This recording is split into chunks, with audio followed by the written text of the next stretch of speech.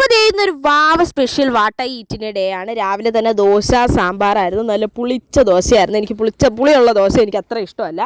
അങ്ങനെയാണ് എൻ്റെ എക്സ്പ്രഷൻ ഇങ്ങനെ ചേഞ്ച് ആവണം. എനിക്ക് അത്ര ഇഷ്ടമല്ല പുളിയുള്ള ദോശ.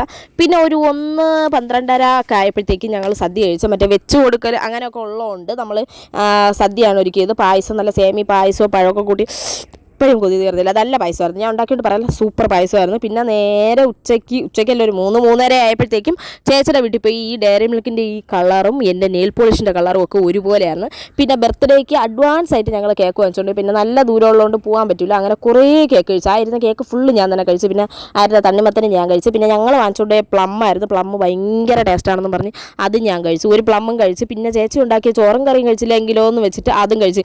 എല്ലാം കൂടി കഴിച്ചപ്പോഴേ എൻ്റെ വയറ് നിറഞ്ഞു. പിന്നെ കുറേ മുട്ടായൊക്കെ കഴിച്ച് രാത്രി വീട്ടിൽ വന്നപ്പോഴത്തേക്കും എൻ്റെ വീട്ടിലെ ചോറ് കഴിക്കാൻ എനിക്ക് കൊതി. അങ്ങനെ ഞാൻ വീട്ടിലെ ചോറും കഴിച്ച് സുഖമായിട്ട് കിടന്നുറങ്ങി. അപ്പോൾ ഇത്രയൊക്കെ ഉള്ളൂ. Love you all.